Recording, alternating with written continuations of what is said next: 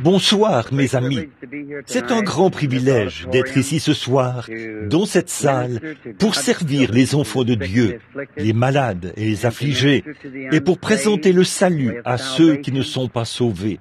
Nous sommes désolés que ce soit notre dernière soirée de cette campagne spéciale, de cette série de réunions, mais nous tenons vraiment à remercier chacun de vous, sans exception, pour votre merveilleuse collaboration, pour tout ce que vous avez fait pour nous. Vous nous avez exprimé votre foi et tout ce que vous avez fait. Nous en sommes reconnaissants du fond du cœur. Seule l'éternité vous fera voir à quel point nous en sommes reconnaissants. Et nous voulons exprimer notre reconnaissance à notre frère Cowbell pour nous avoir parrainés ici en ville et pour la belle collaboration que nous avons eue avec lui et son Église et ses fidèles. Et nous remercions chacun de vous qui êtes venus de divers endroits, de l'Indiana et des environs, et des États voisins. On n'en avait même pas fait l'annonce. Je suppose que vous l'avez appris par la poste, ou d'une manière ou d'une autre, que ça se passait ici. En effet, nous savions que nous n'aurions pas beaucoup de place dans cette église, et nous nous sommes dit que, s'il n'y avait vraiment pas assez de place, nous pourrions alors peut-être passer un soir ou deux à la salle. Nous sommes donc reconnaissants à ceux qui nous ont permis d'avoir cette salle ce soir.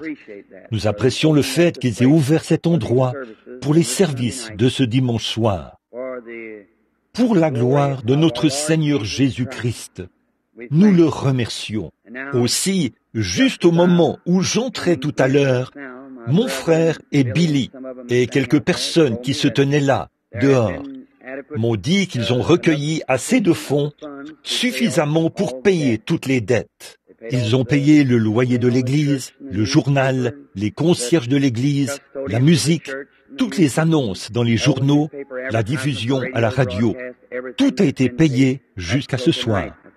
Je pense qu'ils en ont reçu suffisamment, donc l'offrande d'amour de ce soir me reviendra. À ce sujet, comme vous le savez, j'ai toujours essayé de garder une bonne réputation par rapport à l'argent. Nous ne faisons pas cela. Et s'il n'y en a pas assez pour subvenir à tous ces besoins, alors je le prélève de mon offrande d'amour. Pour ce qui est de l'offrande d'amour, je n'accepterais même pas ça, si je n'étais pas un homme pauvre, qui doit vivre comme nous tous devons le faire. Si je pouvais tenir ces réunions d'un bout à l'autre du pays, tout en travaillant, je ne mentionnerai jamais une offrande d'amour pour moi-même. Tout ce que nous demandons, c'est que les dépenses soient payées. Et ce n'est pas qu'à Louisville, c'est ce que nous faisons partout dans le monde. Et aussi longtemps que je vivrai et que Dieu me viendra en aide, ça restera comme ça. Ce n'est pas l'argent. Je ne cherche pas l'argent.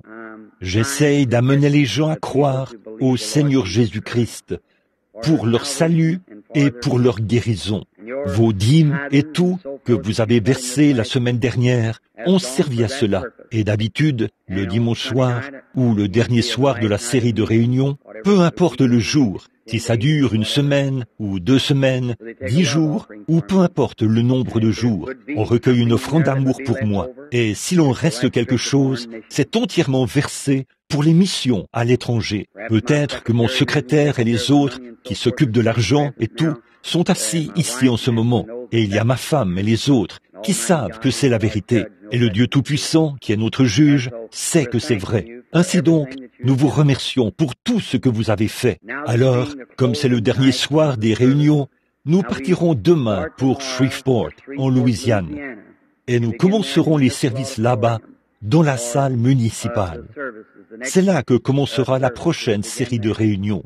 Et de là, nous irons à Denver, dans le Colorado, où les hommes d'affaires chrétiens de Denver nous parrainent, dans le cadre d'une campagne. Et je crois que c'est à la ville ou la salle municipale. Aucune église ne parraine cela, juste les hommes d'affaires chrétiens. Et de là, nous irons à Edmonton, en Alberta.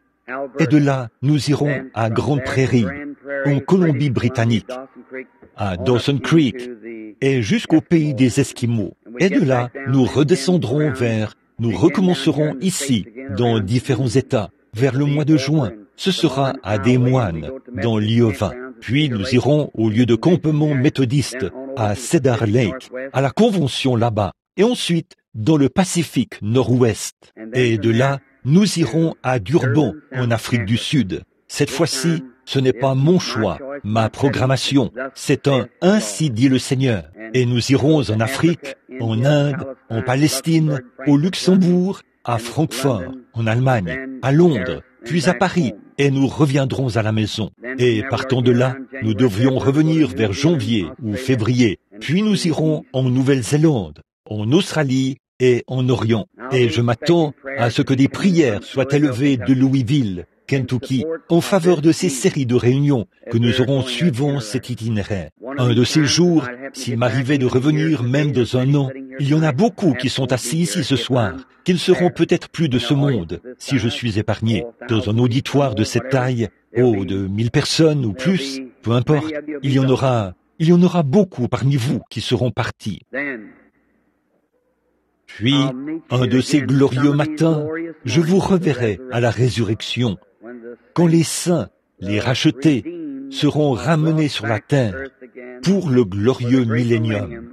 J'espère passer une éternité sans fin avec vous dans le royaume de Dieu, que je représente ici ce soir. Que Dieu vous bénisse tous. Je ne veux oublier personne. Les demoiselles qui jouent de la musique et, tout le monde. Que Dieu vous bénisse. Bon, ce soir, c'est à moi qu'il incombe de parler encore une fois pendant quelques instants. Et je ne sais pas à quelle heure nous devons quitter la salle, mais nous commençons à l'instant à 20h30 et nous allons parler peut-être pendant une demi-heure. Puis nous allons commencer notre ligne de prière et prier pour les malades. Ainsi donc, vous, mes chers amis chrétiens ici, de Louisville, Kentucky, de Jeffersonville, de New Albany, un de ces jours, j'aimerais annoncer dans tout le pays la tenue d'une série de réunions et dresser ici une grande tente qui peut accueillir plusieurs milliers de personnes et avoir un réveil à l'ancienne mode. À mon avis, c'est ce dont nous avons besoin à Louisville, d'un réveil à l'ancienne mode, un réveil envoyé par Dieu. Priez, si le Seigneur me conduit dans cette direction, je viendrai. Bon, il y a 2 ou 3 campagnes de guérison en cours dans la ville. C'est pour ça que nous n'en avons pas fait un programme national. Nous sommes juste venus à l'église de Frère Cowbell, vous voyez. Et nous ne sommes pas venus ici pour faire concurrence à ces autres frères. Nous ne croyons pas qu'on doive être en concurrence au sein de la religion de Jésus-Christ. Nous sommes tous frères. Nous travaillons ensemble et faisons tout ce que nous pouvons pour le bien du royaume de Dieu et de chaque église, de chacune d'elles. Il se peut que nous, les ministres, ayons des points de vue un peu différents, mais pas envers les gens. Nous continuons de croire que le sang de Jésus-Christ nous purifie de toute iniquité. Nous devenons des fils et des filles de Dieu en confessant nos péchés et en acceptant ce sang, quelle que soit l'église dont vous faites partie. Et nous croyons cela de tout notre cœur. Mes réunions sont toujours inter-évangéliques ou interdénominationnelles. Alors nous espérons que Dieu vous bénira tous. Maintenant, lorsque nous visitons une ville ou un endroit, nous ne sommes pas là pour représenter la guérison divine. Nous ne présentons même pas la guérison divine. Nous présentons Jésus-Christ, le Fils de Dieu. Et quand on présente Jésus-Christ, on présente la guérison divine. En effet, ce sont les attributs de sa mort qui nous procurent le salut et la guérison de nos corps. Et aucun homme n'a en lui la puissance qui puisse guérir quelqu'un d'autre. La guérison a déjà été acquise au calvaire. Et la seule chose que nous pouvons faire, c'est de diriger l'homme où cet unique sacrifice entièrement suffisant a été offert par Jésus-Christ, le Fils de Dieu. Une fois là, nous ne faisons que regarder et vivre. Dieu a pourvu d'un moyen et nous l'acceptons. Un ministre ne pourrait pas sauver qui que ce soit. Il ne peut que prêcher l'Évangile s'il est loin du Saint-Esprit et diriger les gens vers l'endroit où ils ont été sauvés. Ils ont été sauvés il y a 1900 ans au Calvaire. Vous devez l'accepter comme votre sauveur personnel maintenant pour recevoir les bienfaits ou les dividendes de sa mort et profiter des attributs de ce pourquoi il est mort.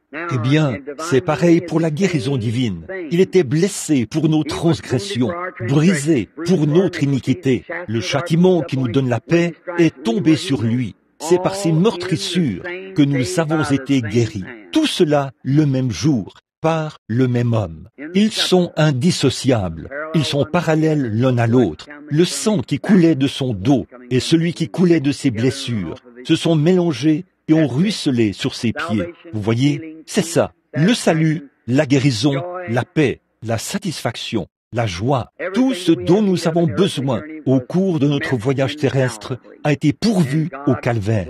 Et Dieu prendra soin de tous ceux qui l'accepteront sur ses bases et qui le croiront de tout leur cœur. Là, Dieu a placé dans l'Église des docteurs, des apôtres, des prophètes, des dons de guérison et, toutes sortes de dons.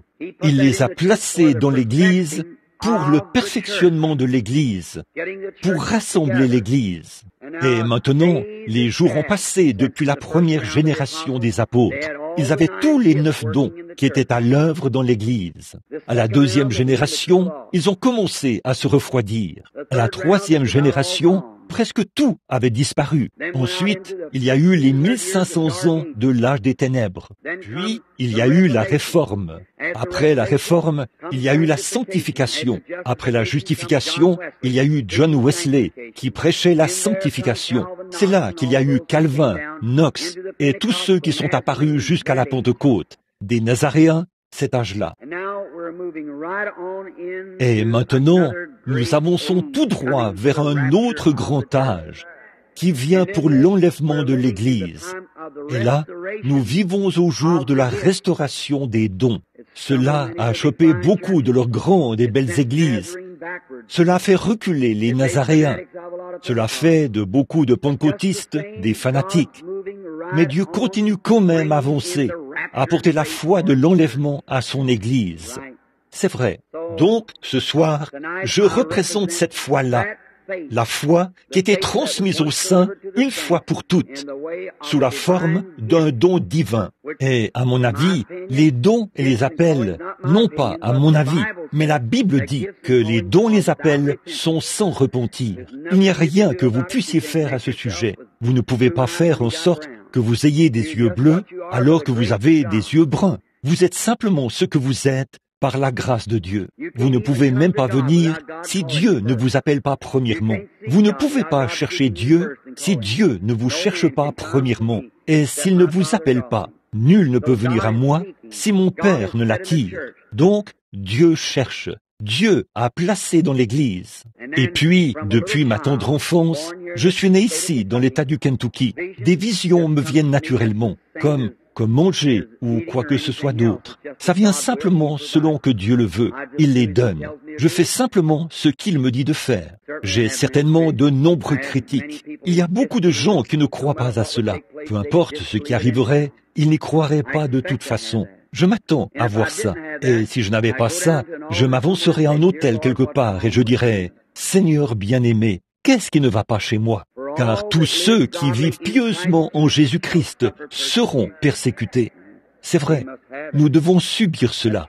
C'est vrai. Donc, Jésus l'a subi et il a dit, si lui qui pouvait se tenir devant son auditoire et savoir ce qui n'allait pas chez les gens et savoir s'ils étaient guéris ou pas, et quelqu'un l'a touché avec foi. Quand il s'est retourné, il a dit, qui m'a touché? Il a dit, ta foi t'a sauvé. Maintenant, ta perte de sang s'est arrêtée. Ta foi t'a guéri. Une fois, une femme est venue à lui, où il se tenait là où elle se trouvait, près d'un point d'eau, ou d'une source, d'un puits, du puits de Jacob. Une femme est venue, et il a échangé avec elle pendant quelques instants, jusqu'à ce qu'il trouve son problème. Il a dit, va chercher ton mari. Elle a dit, je n'en ai pas. Il a dit, c'est vrai, tu en as 5.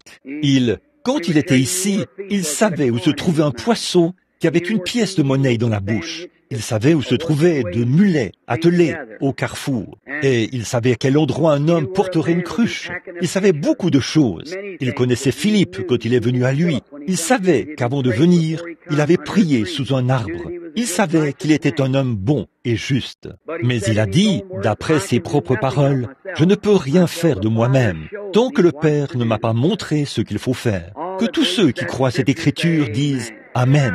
C'est ça, Jean 5, 19. Il est passé près d'une grande foule. Il y avait 2 ou 3 000 personnes là. des infirmes, des déformés, des estropiés, des boiteux, des aveugles, des paralytiques. Bien qu'il était plein d'amour et de compassion, il est passé à côté de tous ces gens. Il a guéri un homme qui avait un genre de petite maladie. Oh, je ne sais pas. Il se peut qu'il ait juste été sujet à de mauvais rhumes. Pour autant que je sache, ça, il en souffrait depuis 38 ans. Ça n'allait pas lui faire du mal ou le tuer. Ça faisait longtemps qu'il en souffrait. Il a guéri cet homme et est parti, laissant cette foule couchée là. Et lorsqu'on lui a posé la question, il a dit « Je ne peux rien faire de moi-même. Je ne fais que ce que je vois faire au Père. » Or, parfois, les gens voulaient qu'il fasse le bouffon avec cela. Quand ils voyaient qu'il avait cette puissance, ils le lui demandaient. Hérode a dit « Fais un miracle pour moi, que je te vois faire quelque chose. » Et il lui a demandé de parler pour sa défense. Il s'est tenu là, comme muet devant ceux qui le tondaient, comme une brebis muette devant ceux qui la tondent. Un jour, ils lui ont entouré la tête d'un morceau d'étoffe. Un groupe de soldats qui critiquaient, et ils l'ont frappé sur la tête, et ont dit, « Eh bien, si tu es prophète, si tu sais toutes ces choses, et ainsi de suite, dis-nous qui t'a frappé. Fais un miracle pour nous. » Quand Satan l'a rencontré la première fois, Satan a dit, « Maintenant, si tu fais un miracle pour moi, je croirai que tu es le Fils de Dieu. Change ces pierres en pain, que je te vois le faire. » Jésus lui a simplement cité l'Écriture. En fait, chaque fois, Satan voulait le voir faire un miracle. Les gens qui sont possédés par Satan veulent le voir. Fais quelque chose pour moi, que je te vois guérir celui-ci. Laisse-moi te faire une égratignure sur la main. Si tu la guéris, je te croirai. Voilà, c'est ça. Le même mauvais esprit qui a dit, « Descends de la croix maintenant, et nous te croirons. Tes mains sont clouées là-haut. Tu appelles Élie, qu'on le voit te délivrer maintenant. Si tu as trouvé tant de grâce devant lui, devant Dieu, qu'on le voit te délivrer. Descends de la croix, et nous te croirons. Fais un miracle devant nous. » Les miracles ont toujours déconcerté l'incroyant. Mais n'empêche que notre Père Céleste est tout de même un Dieu qui opère des miracles. C'est tout. Partout où il a toujours été, quel qu'ait été son ministère, partout où il a envoyé ses ministres, il y a eu des signes, des prodiges et des miracles. Maintenant, que le Seigneur vous bénisse, alors que je lis un passage de l'Écriture ici pendant quelques instants. Puis, nous allons commencer le service et passer ensuite directement au service de guérison. Maintenant, regardez, Jésus, quand il était ici sur terre, il a dit, « Voici, vous ferez, vous aussi, les choses que je fais. Vous en ferez davantage, ou de plus grandes, car je m'en vais à mon Père. » Encore un peu de temps. Je cite Jésus. Encore un peu de temps, et le monde ne me verra plus. Mais vous, vous me verrez, car je serai avec vous, et même en vous, jusqu'à la fin du monde. Jésus-Christ, le même hier, aujourd'hui et éternellement. Combien de chrétiens ici présents ce soir croient de tout leur cœur que Jésus-Christ est ressuscité des morts et qu'il est vivant ce soir? Levez la main. Eh bien, s'il est le même hier, aujourd'hui et éternellement, ne produira-t-il pas ce soir dans son Église la même chose qu'il a faite dans son Église quand il était dans la chair ici sur terre? Voyez, c'est juste le Saint-Esprit, c'est l'Esprit de Jésus-Christ. Il est ici sous une forme spirituelle, tout aussi vivant qu'il l'a toujours été. Ici, il vit en nous, accomplissant les choses qu'il faisait quand il était ici sur terre, en guise de confirmation de sa présence parmi nous. Je serai avec vous, et même en vous, jusqu'à la fin du monde. Que le Seigneur vous bénisse. Prions. Père Céleste, ce soir, reçois la gloire, Père Céleste, des efforts que nous essayons de déployer pour ta gloire. À présent, voici la parole posée ici, sur la chair. Elle est ouverte. Mais qui peut la comprendre? Alors qu'elle a été écrite par inspiration, il était promis qu'elle serait cachée aux yeux des sages et des intelligents et révélée aux enfants qui seraient disposés à apprendre. Or, nous te prions, Père, de permettre que nous nous considérions comme des enfants qui ne savent rien, afin que nous puissions apprendre des choses par la révélation du Saint-Esprit. Puisse-t-il prendre la parole de Dieu maintenant et la donner à chaque cœur, selon nos besoins, car c'est en son nom que nous le demandons. Amen. dans Genèse, il fait un peu chaud ici en haut. Je suppose que c'est aussi le cas dans l'auditoire. Si les concierges voulaient bien augmenter un peu le débit d'air dans le bâtiment pour que les gens soient un peu plus à l'aise. J'en vois qui s'éventent. Maintenant, dans Genèse, chapitre 22, je veux attirer votre attention sur quelques mots ici dans l'Évangile, alors que nous terminons cette série de réunions. J'aime toujours dire ou lire un peu de cette parole, parce que cette parole ne passera jamais, et elle est éternelle, à perpétuité. Et ce soir, si j'avais quoi que ce soit à dire en guise de sujet, j'aimerais parler de ceci. Dieu a pourvu d'un moyen. Il a pourvu d'un moyen pour s'approcher de lui, il a pourvu d'un moyen d'échapper, et il a pourvu d'un moyen pour tout ce dont nous avons besoin. Si seulement nous pouvons trouver ce moyen que Dieu a pourvu, alors nous sommes sûrs d'y parvenir. Si ce bâtiment a été fourni ici pour prendre soin pour nous protéger de la pluie, alors tant que nous sommes dans le bâtiment, nous sommes à l'abri de la pluie. Si Dieu a pourvu d'un moyen pour le salut et que nous parvenons à trouver ce moyen qui était pourvu, nous pouvons obtenir le salut. Si Dieu a pourvu d'un moyen pour la guérison divine, si nous parvenons à découvrir, à trouver ce moyen, nous obtenons la guérison divine. S'il a fourni la paix à ceux qui sont instables, alors si nous suivons cette voie jusqu'à trouver le moyen qu'il a pourvu, nous pouvons obtenir la paix. Maintenant, lisons à partir du verset 7 du chapitre 22. Remarquez ceci maintenant. C'est une glorieuse histoire dramatique que nous avons là. Et Isaac parla à Abraham son père et dit, « Père !»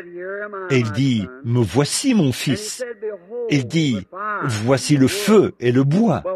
Mais où est l'agneau pour l'Holocauste ?» Et Abraham dit, « Mon fils, Dieu se pourvoira lui-même de l'agneau pour l'Holocauste. » Que le Seigneur ajoute ses bénédictions à la lecture de cette parole.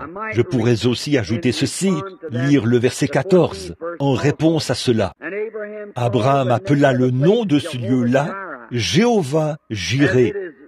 Comme on dit aujourd'hui, en la montagne de l'Éternel, y sera-t-il pourvu. Jéhovah Jireh était le nom de rédemption de Dieu.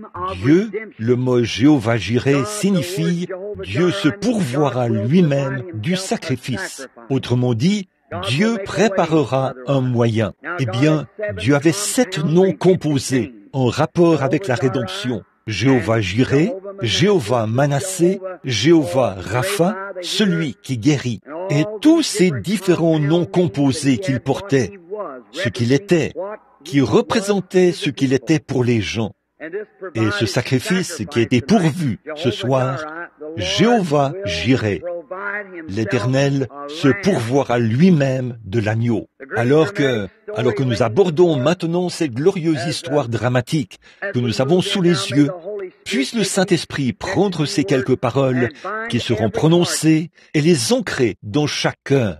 Maintenant, ce soir, c'est le dernier soir de la série de réunions. Et je veux que chacun de vous m'accorde toute son attention et écoutez attentivement maintenant. Nous essayons de remporter la plus grande victoire de cette série de réunions. C'est le dernier soir. D'habitude, il y a plus de gens qui sont guéris le dernier soir que dans toutes les réunions précédentes. C'est la grande attente. Satan combat plus férocement. Tout a l'air d'aller mal, parce que Satan essaie de maintenir ces gens sous pression et tout, afin de pouvoir les éloigner de cette grande période de tension dans laquelle nous entrons maintenant. Comme qui dirait, ce grand moment où on donne le coup décisif. Il est déjà battu, acculé au mur. Il a été démasqué et tous ses artifices ont été démasqués. Et des hommes et des femmes ont accepté Jésus-Christ comme leur sauveur. Des personnes atteintes de cancer et de tumeurs et tout ont été guéries. Et les attestations de médecins qui prouvent que c'est la vérité. Voici en ce moment un groupe de gens assis ici ce soir qui sont dans une grande attente. Quant à Satan, s'il peut troubler votre pensée Voilà tout ce qu'il a à faire. Mais avançons pour donner le coup décisif maintenant même, pour complètement chasser Satan et toutes ses puissances de ce bâtiment, afin que Dieu puisse circuler librement pour guérir chaque personne malade pour la gloire de Dieu. Alors, le patriarche Abraham est sorti de Chidéar, loin de la tour de Babel. Son père et lui ont fait route vers la plaine. Et Abraham, âgé d'environ 75 ans, là, Dieu a appelé Abraham par élection et l'a fait sortir de son propre pays et lui a dit qu'il aurait un enfant de sa femme, Sarah, qui avait 65 ans à l'époque. Dieu a fait la promesse. Je veux que vous voyez combien les promesses de Dieu sont si réelles pour ceux qui les acceptent. Et il lui a dit ce qu'il allait faire. Il est parti sans savoir où il allait, mais il a séjourné dans un pays étranger.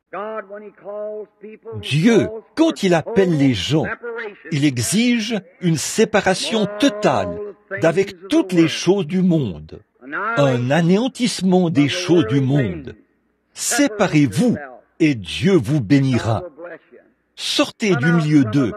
Ne participez pas à leurs péchés. Ne vous mettez pas sous un joug avec des incroyants, mais mettez-vous sous un joug avec les croyants, les concitoyens du royaume. Et Abraham a dû prendre sa femme et quitter le pays, mais par la foi, il a cru Dieu. On ne saurait trouver une explication logique à cela. Il n'y a aucun moyen d'expliquer comment cela aurait pu être possible pour lui, que cette femme qui avait vécu avec lui depuis qu'elle était une jeune fille, et que tous les deux étaient jeunes et en bonne santé, pendant tout ce temps, jusqu'à ce qu'elle ait 40, 50, 60 ans, qu'elle avait probablement passé la ménopause, depuis 25 ans. Et là, Dieu disait, « Tu auras un enfant de cette femme. » Et Abraham a cru Dieu, contre toute logique, contre toute recherche scientifique, même aujourd'hui. Comment une femme de 65 ans pourrait-elle avoir un enfant? Mais Dieu a dit qu'elle l'aurait, et Abraham a cru cela. Alors, il est parti sans savoir où il allait. Et finalement, quand Sarah avait presque 100 ans, Abraham continuait de croire. Je veux que vous voyiez cela. Il continuait de croire que Dieu allait tenir sa promesse. Il avait tout préparé pour accueillir l'enfant. Et finalement, le petit est arrivé. C'est toujours ainsi que Dieu procède. Il a fait naître cet enfant juste au bon moment. Vous voyez, plus le délai était long, plus Abraham se disait, eh bien, je ne l'ai pas obtenu aujourd'hui, je ne l'ai pas obtenu ce mois-ci, je ne l'ai pas obtenu le mois dernier. Mais peu importe combien de temps ça prend, plus c'est long, plus je prends de l'âge, plus le miracle sera grand. Louez Dieu pour cela. Au lieu de s'affaiblir comme nous le serions, on prie pour vous ce soir et vous êtes guéris. Vous dites que cela a empiré le lendemain. Vous dites, oh, eh bien, ça ne vaut rien. C'est pour ça. Vous n'arrivez pas à garder la parole de Dieu. Je serre ta parole dans mon cœur, ô Seigneur. C'est David. Serrez la parole de Dieu dans votre cœur. Alors Dieu tiendra cette parole. Dieu doit tenir sa parole. Dieu n'est pas obligé de guérir pour prouver sa puissance, mais il est obligé de guérir pour tenir sa parole. C'est vrai, Dieu n'a pas à prouver quoi que ce soit. Il est Dieu. Mais ce qu'il dit, il est tenu d'exécuter sa parole. C'est pareil pour vous et moi. Nous sommes tenus de respecter notre parole, et Dieu est tenu d'exécuter sa parole. Donc, si la guérison divine est dans la parole, c'est réglé. S'il a été blessé pour nos transgressions, et par ses meurtrissures, nous avons été guéris. C'était ça, le sacrifice. C'est réglé. En ce qui me concerne, c'est tout. Si Dieu l'a fait là, et s'il a promis qu'il le ferait, c'est réglé. C'est ce qu'il en était pour Abraham. Quoi qu'il arrivât, Abraham croyait quand même cela. Peut-être avait-il tout préparé pour accueillir le petit enfant, et Dieu l'a laissé dans l'attente jusqu'à ce qu'il ait 100 ans. Puis, il a fait que Sarah et lui redeviennent une jeune femme et un jeune homme. Et il leur a donné l'enfant. Voilà, quel beau tableau nous avons là devant nous, que nous contemplons. Voici que ce jeune homme a maintenant environ 16 ou 17 ans. le cœur même de ce vieil homme et de cette vieille femme, un charmant petit enfant. Alors Dieu parle à Abraham un soir et lui dit, « Abraham, emmène-le là-haut sur la montagne et offre-le, tue-le. » Et pourtant, Dieu avait promis à Abraham que, par Isaac, toutes les nations du monde seraient bénies. Comment pouvait-il maintenant, après toutes ces années d'attente en croyant, maintenant, après tout ce temps, comment le bébé, le seul espoir quant à la promesse de Dieu, et voici que Dieu disait à Abraham de détruire tout l'espoir qui lui restait. Vous voyez comment Dieu agit par des tests. Dieu permet parfois que votre situation empire un peu après qu'on a prié pour vous, juste pour vous tester. Les tests et les épreuves de la foi. Mais celui qui persévère, voilà, c'est ça. Tenez bon, prenez Dieu au mot, croyez-en chaque parole. Peu importe ce que quoi que ce soit d'autre dit ou fait, croyez cela quand même. Quelles que soient les circonstances, croyez Dieu quand même. Alors là, Dieu lui a dit, prends le garçon et emmène-le là-haut. Je vais bénir le monde entier par lui. Tu as attendu pendant toutes ces années. Maintenant, tu as 100 ans, environ 116, 118 ans. Maintenant, je veux que tu prennes ce jeune homme, que tu l'emmènes là-haut sur la colline et que tu le tues. Oh là là, ça semblait très étrange, déraisonnable, que Dieu demande à Abraham de faire périr son fils unique. Mais maintenant, derrière cette histoire, nous voyons le tableau qu'il était en train de peindre. Dieu qui donne son fils unique. Abraham n'avait pas voulu le dire à sa mère, puisque cela lui aurait certainement brisé le cœur. Il a sellé des mulets, a pris quelques serviteurs et s'est dirigé vers la montagne. J'aime vraiment cette partie-ci. Puis, il s'est approché du lieu où se trouvait la montagne. Et il a dit au serviteur, « Toi, attends ici. Le jeune homme et moi, nous irons là-bas pour adorer. Puis, le jeune homme et moi, nous reviendrons. » Comment allait-il revenir alors qu'il y allait pour le tuer? Mais Abraham savait une chose, c'est il l'avait reçu dans une préfiguration, comme quelqu'un d'entre les morts, et Dieu était capable de le ressusciter des morts. Dieu pourvoirait d'un moyen d'échapper, d'une manière ou d'une autre. Comment? Il ne le savait pas. Dieu lui avait dit de l'amener là-bas pour le tuer, et c'était la seule chose qu'il avait à faire. Toi, attends ici. Le jeune homme et moi irons là-bas pour adorer. Puis, le jeune homme et moi reviendrons. Remarquez, le petit Isaac a porté le bois et a gravi la colline. Le père le conduisait. Isaac le suivait avec le bois sur le dos. Regardez ça, une magnifique image de près de 800 ans plus tard. Dieu qui conduirait au calvaire son propre fils, qui porterait le bois sur son dos afin de l'offrir en sacrifice. Une image de Dieu qui pourvoirait d'un moyen d'échapper. Eh bien, lorsqu'Abraham est arrivé au sommet de la montagne, il a roulé les pierres et les a rassemblées. Il a bâti un autel, y a disposé le bois. Le petit garçon a dit, « Père ?» Il a répondu, « Me voici, fiston. » Il a dit, « Voici l'autel, voici le bois. Mais où est l'agneau pour le sacrifice ?» Et Abraham, d'une voix tremblante, a dit, « Dieu pourvoira de l'agneau pour le sacrifice. » Regardez ce moment sombre. Pourtant, la foi pure ne lui permettait pas de douter de Dieu. Remarquez, oh, il m'arrive parfois de regarder cette histoire et de pleurer de joie. Abraham a lié les mains de son propre fils et l'a mis sur l'autel. Il a retiré le couteau de sa ceinture et il était prêt à ôter la vie à son fils parce que Dieu lui avait dit de le faire. Et à ce moment-là, une voix venant du ciel s'est écriée. Elle a dit, « Abraham, n'avance pas ta main. » Et là, le Saint-Esprit lui a saisi la main et a dit, « Je vois que tu n'as pas refusé ton propre fils. Je sais que tu m'aimes. » Et à peu près à ce moment-là, quelque chose s'est mis à bêler dans le désert. Pris là-bas, un petit bélier se trouvait là. Dieu a pourvu du sacrifice. Regardez bien, un bélier.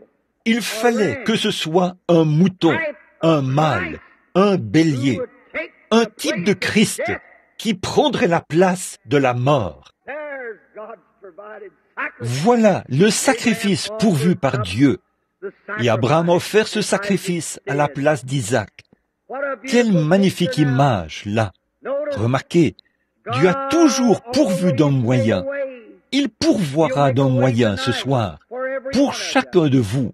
Et Israël, quand ils étaient en Égypte, ils étaient en esclavage, et ils avaient des ennuis, et ils se sont mis à crier à Dieu pour réclamer la délivrance. Remarquez, Dieu ne pourvoit que lorsque nous sommes dans la parole de Dieu. Israël avait la parole de Dieu qui leur disait qu'ils partiraient de là un jour. Alors, ils se sont mis à crier à Dieu, selon la volonté de Dieu, pour que Dieu pourvoie à ce qu'il avait promis de faire. Voilà, c'est cela. Lorsque vous priez pour demander quelque chose qui est en dehors de la volonté de Dieu, vous ne pouvez pas avoir la foi pour cela. Mais si Dieu promet quelque chose, je crois qu'il tiendra sa parole. Donc, il le savait. C'est pour cela qu'Abraham savait que Dieu le délivrerait d'une manière ou d'une autre, parce qu'il avait promis que par Isaac, toutes les nations du monde seraient bénies.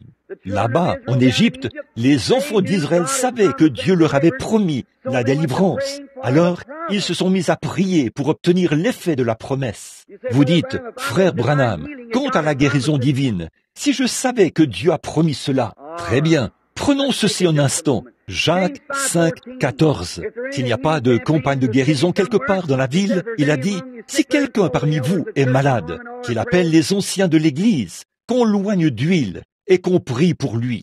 La prière de la foi sauvera le malade. C'est la parole de Dieu, le moyen pourvu par Dieu. C'est vrai. Remarquez, quand Israël s'est mis à crier, Dieu s'est mis à écouter, et il a pourvu d'un moyen d'échapper. Il leur a envoyé Moïse. Comme c'était étrange, après avoir réclamé la délivrance à grands cris, quand la délivrance leur a été apportée, ils ne l'ont pas reconnue. Ils l'ont refusé. Et ils ont dû souffrir encore 40 ans. N'est-ce pas là un exemple typique d'aujourd'hui? Dieu vous apporte quelque chose et vous en avez peur. Dieu vous a envoyé le Saint-Esprit. À vous qui n'aimiez pas ces églises formalistes, les religions ritualistes, Dieu vous a envoyé le Saint-Esprit.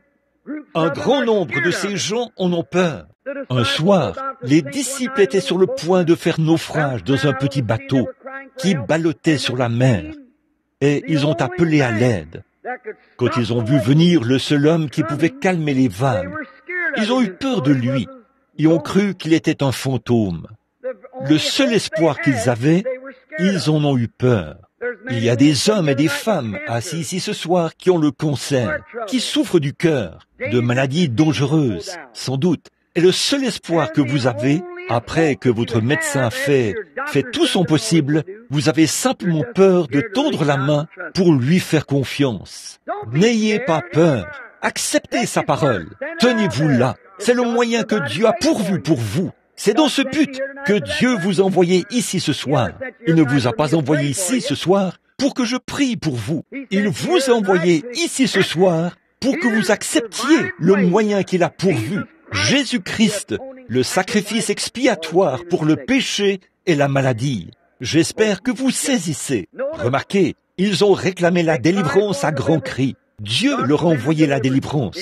Ils ont dû attendre encore 40 ans avant de la recevoir. Dans le désert, Dieu avait promis qu'il pourvoirait à tout ce dont ils avaient besoin. Ils n'avaient plus de pain. Et le même Jéhovah Jireh, Dieu pourvoira du sacrifice pour Abraham. 400 ans plus tard, il était toujours Jéhovah Jireh pour pourvoir à tout ce dont ses enfants avaient besoin. Voilà, c'est ça. Je veux que ça descende très profondément, sous la 5e côte du côté gauche. Écoutez, il est toujours Jéhovah Jireh, le sacrifice pourvu par l'Éternel. Acceptez-le. N'essayez pas de raisonner la chose. N'essayez pas de raisonner. Vous ne pouvez pas raisonner. Les moyens de Dieu, on ne peut pas les comprendre. On ne raisonne pas au sujet de Dieu. On ne le connaît pas par la connaissance.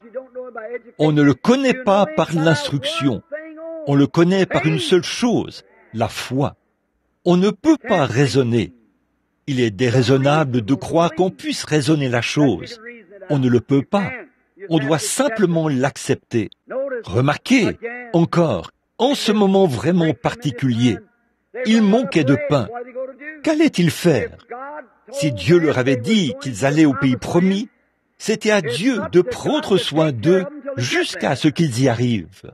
Et ce même Jéhovah Jireh était là avec eux. Et puis, quand ils ont manqué de pain, Jéhovah Jireh a pourvu d'un moyen pour qu'ils aient du pain pendant tout leur voyage dans le désert. La manne tombait du ciel. Ils ont manqué d'eau. À quoi bon s'inquiéter? Jéhovah Jireh, le sacrifice pourvu par l'Éternel, était là avec eux. Et il a frappé le rocher. À partir de ce moment-là, ils lui ont parlé, et l'eau a coulé en abondance. Ils ont abreuvé tout leur bétail, des milliers de litres d'eau coulaient par seconde, jaillissant d'un rocher dans un désert aride. C'est irrationnel, n'est-ce pas? Mais Dieu a pourvu. Ne raisonnez pas sur la façon dont il s'y prend. Il le fait simplement parce qu'il a dit qu'il le ferait. Comment un patient qui est étendu là, se mourant du cancer, et à qui les meilleurs médecins ont dit qu'il n'y a aucun espoir, comment pourrait-il guérir? C'est irrationnel. Mais il est Jéhovah Jireh, le sacrifice pourvu par l'Éternel. Comme c'est beau. Un jour, la maladie a frappé dans le camp. Il n'avait probablement pas de médecin ni de traitement. Qu'est-ce que... Moïse était là, avec tout ce groupe de gens. Ils étaient environ 2 millions, vieux et jeunes, des malades et tout. Quand ils sont sortis du désert, il n'y avait pas un seul infirme parmi eux. Mais là, remarquez, quand ils ont péché pendant qu'ils étaient dans le désert et que les serpents se sont mis à les mordre, ils ne pouvaient rien faire.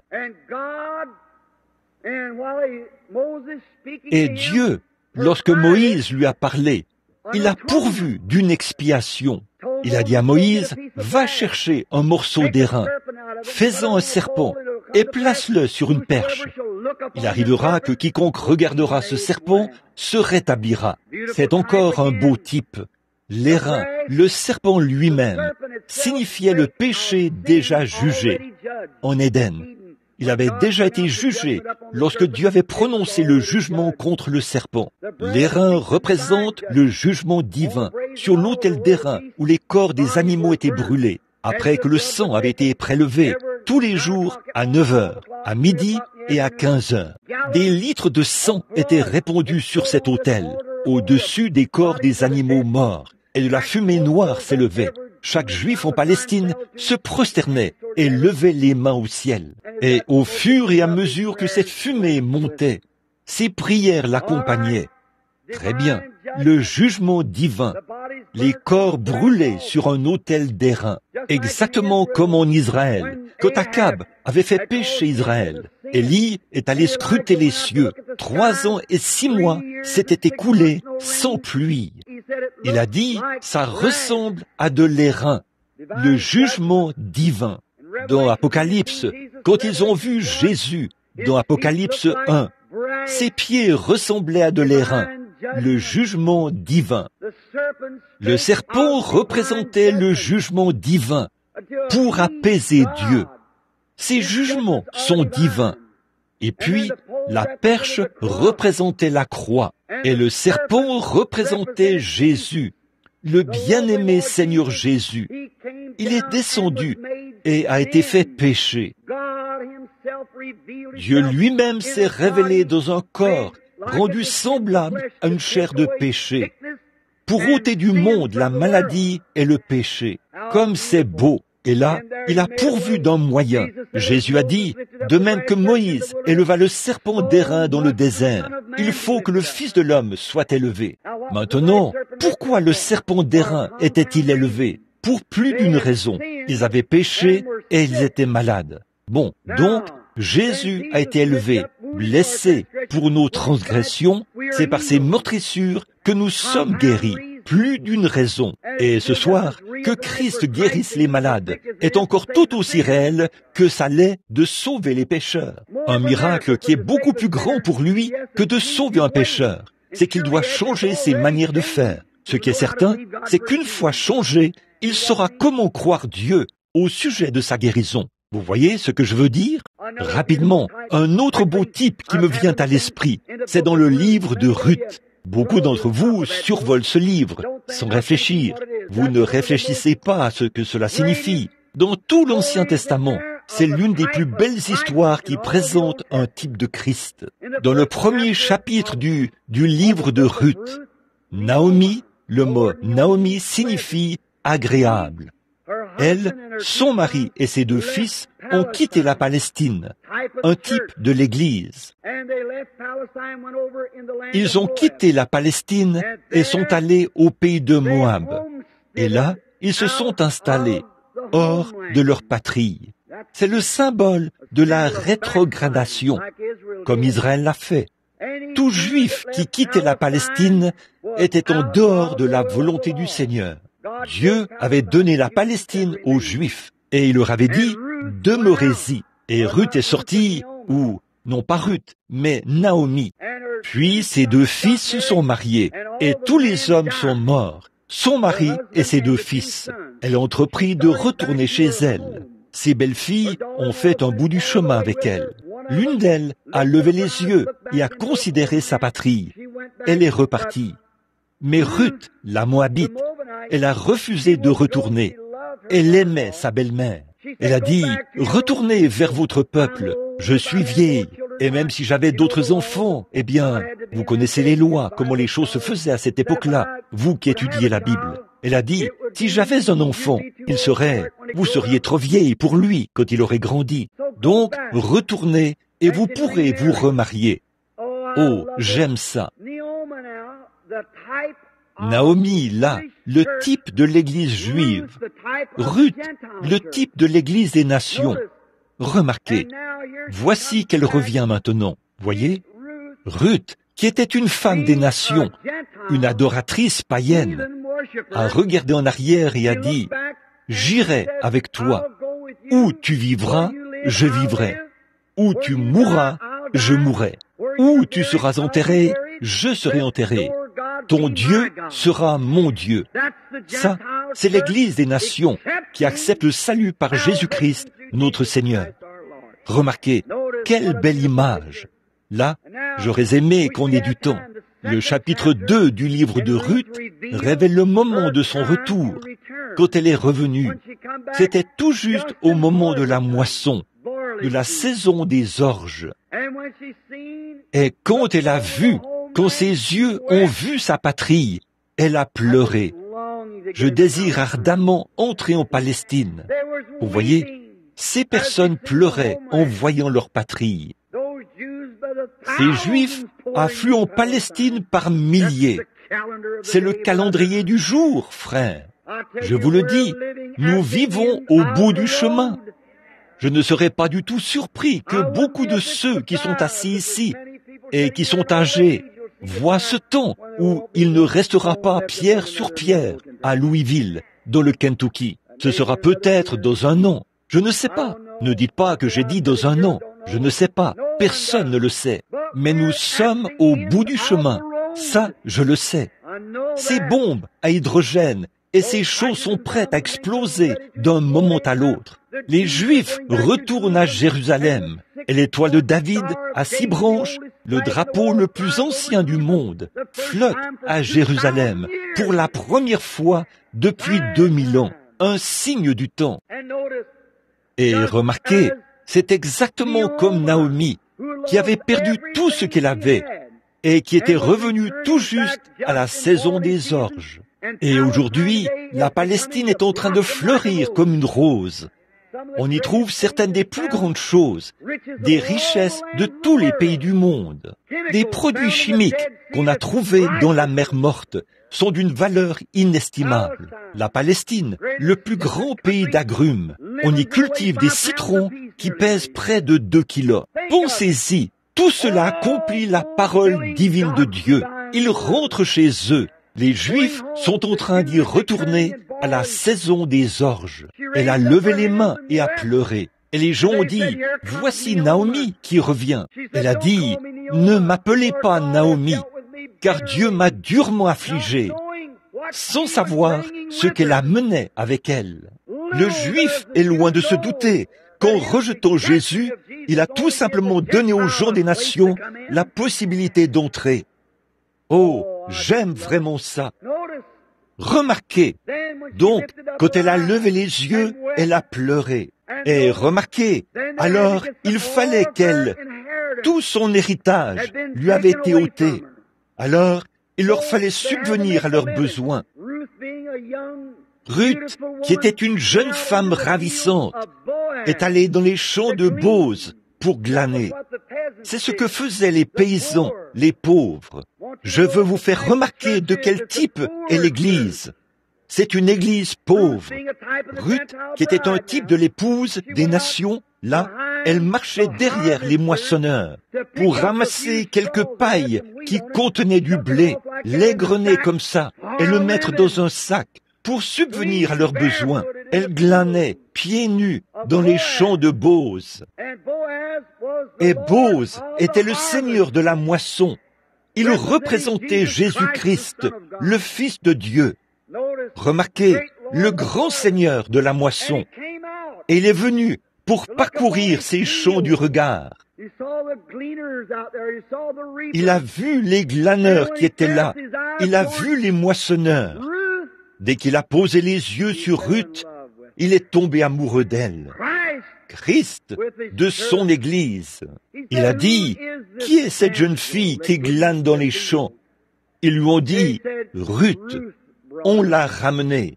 L'Église juive, sous la conduite de la colonne de feu, sous la conduite de Jéhovah, a ouvert le chemin par l'Ancien Testament aux chrétiens remplis du Saint-Esprit du Nouveau Testament.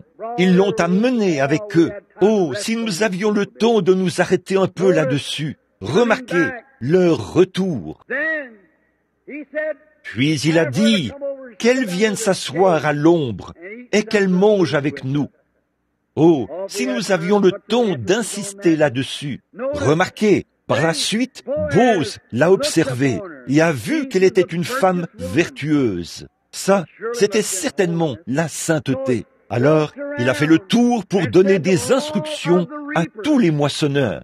Il leur a dit, « Bon, quant à vous, lorsque cette jeune fille marchera derrière vous, sans qu'elle le sache, il a dit, mais là, lorsqu'elle sera derrière vous, de temps en temps, laissez tomber une poignée supplémentaire pour qu'elle puisse la ramasser. Oh là là, allez ça et là, tenir une petite réunion par ici, puis une réunion de prière dans un foyer, se faire ridiculiser, être tourné en dérision par les autres moissonneurs, ramasser une paille ça et là et l'égrener. Avoir une petite bénédiction ici et rouler sur une distance de 80 kilomètres pour en avoir une autre.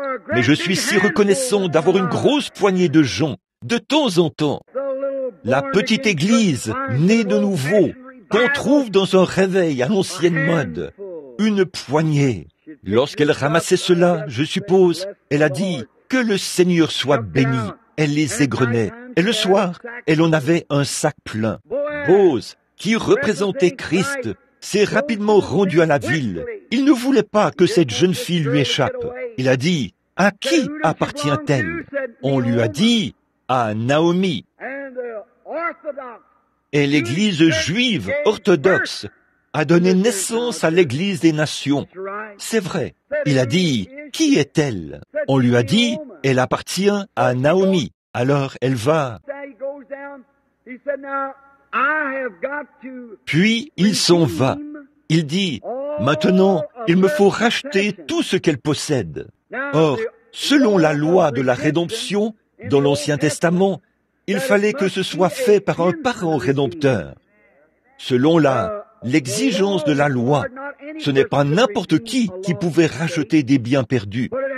Mais il fallait que ce soit un parent. En plus, il fallait que ce soit quelqu'un qui avait les moyens de la racheter, qu'il soit suffisamment digne pour la racheter, qu'il en ait la capacité financière. Comme c'est beau! Oh là là! Christ, digne, doublement digne.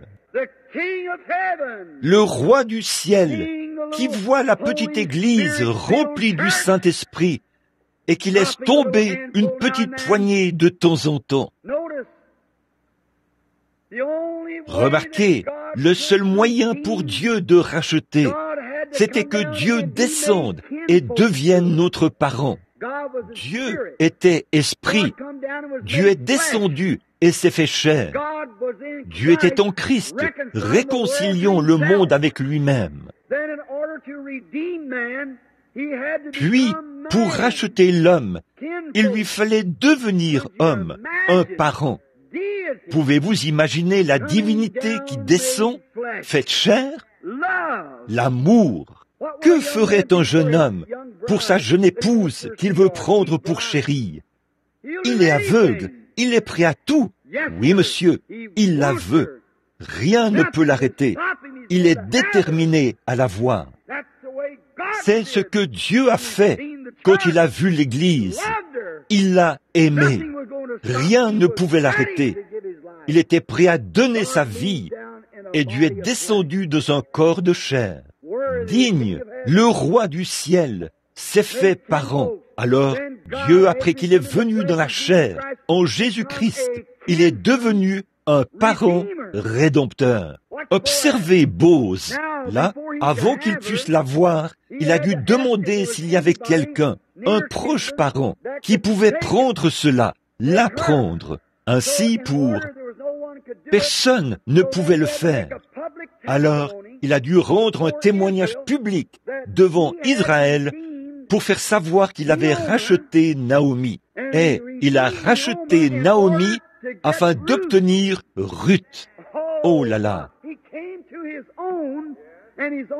Il est venu chez les siens et les siens ne l'ont pas reçu.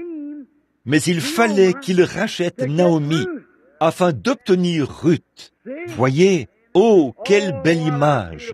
Dites-moi que la parole de Dieu n'est pas inspirée. Chaque parcelle de cela parle de la venue. Et entre-temps, Ruth attendait. Et Bose, le roi de la moisson, ou le seigneur de la moisson, est allé hors des portes, a appelé tous les anciens de la ville et a rendu un témoignage public hors de la porte. Il a dit, « Vous tous, observez bien ceci. » Il a ôté son soulier. Il l'a enlevé devant eux, en guise de témoignage.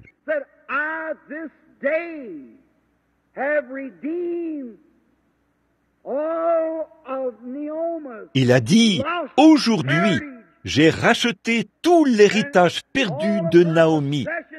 Et aujourd'hui, tout ce qu'elle possédait m'appartient. » Oh là là, préparez-vous, je vais lancer quelque chose. Oh, je sens que quelque chose est en train d'agir.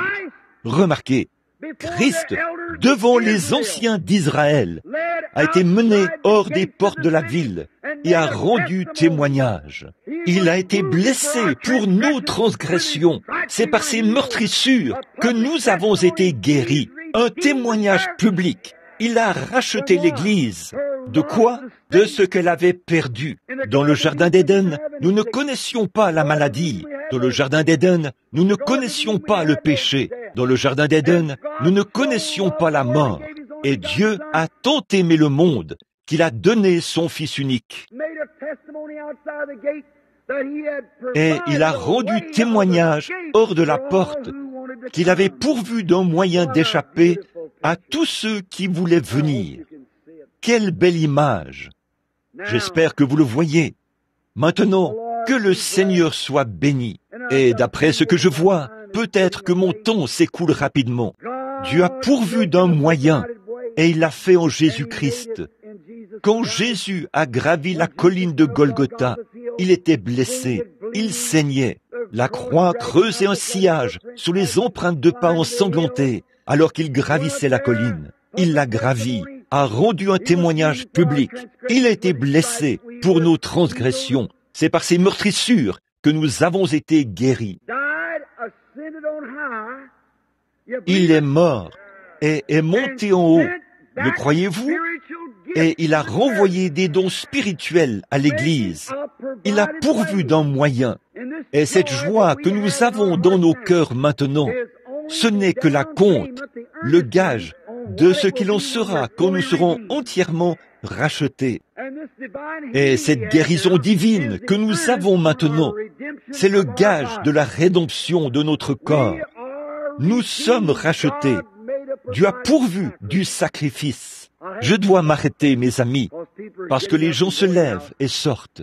L'autre jour, j'ai dit à ma femme, j'ai prêché d'environ, je ne sais pas combien de nations différentes, dans toutes les villes des États-Unis. Et le seul endroit où les gens se lèvent et sortent pendant que je prêche, c'est à Louisville, dans le Kentucky. C'est vrai, chez moi, vous voyez, c'est le seul endroit où j'ai vu ça. Si quelqu'un dans le bâtiment a déjà été avec moi dans des réunions ailleurs et qu'il a remarqué cela, qu'il lève la main. Certainement, partout ailleurs, cela ne m'est jamais arrivé nulle part, de toute ma vie, sauf ici, chez moi, à Louisville, dans le Kentucky. Les gens se lèvent et sortent.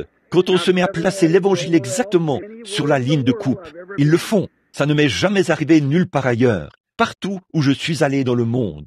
Même en Afrique, partout ailleurs, en Suède, en Norvège, où des dizaines de milliers de personnes étaient assises. À mon humble avis, je n'ai jamais vu quelqu'un partir, pas une seule fois, se lever et sortir pendant la prédication. C'est juste ici. Vous voyez, mes amis, cette semaine, je me suis battu, corps et âme, pour essayer de convaincre certaines personnes de ce que les paroles de Jésus-Christ, quelles qu'elles soient, doivent être vraies. Il a dit, un prophète n'est méprisé que parmi les siens, dans sa région. Et c'est tout à fait vrai. Ils ne veulent pas du tout accepter cela. Je ne sais pas pourquoi. Jésus l'a dit, un point c'est tout. Je connais des gens partout dans le pays qui seraient presque prêts à mourir pour moi. Ils m'aiment.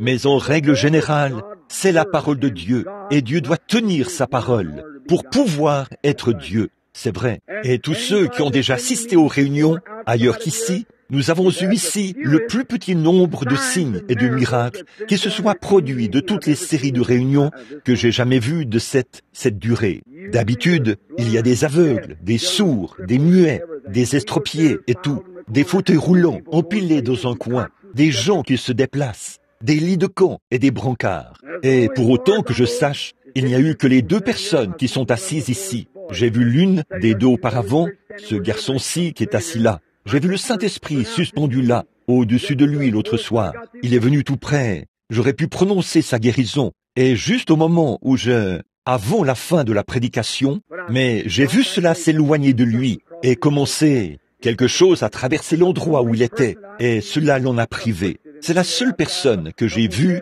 qui était affligée d'une manière quelconque, à part quelques personnes sourdes ou quelques-uns qui sont venus sur l'estrade dont on m'a parlé. Je ne sais pas. Mais voilà. C'est cela, c'est chez soi, c'est parmi les siens. Maintenant, à mes bons amis, Monsieur Max Spadin, Monsieur McDowell, et à ceux qui sont assis dans ce bâtiment ce soir, ceux à qui j'ai essayé d'en parler, et vous, les gens de Jeffersonville, vous qui êtes du tabernacle, voyez-vous de quoi je parle? On ne peut pas changer la parole de Dieu. Il en sera ainsi pour toujours, parce que Jésus l'a dit. Alors vous, qui me suppliait de revenir au tabernacle. Voyez-vous pourquoi? Où il y a probablement eu 50 personnes qui ont été sauvées ici cette semaine, au cours du réveil.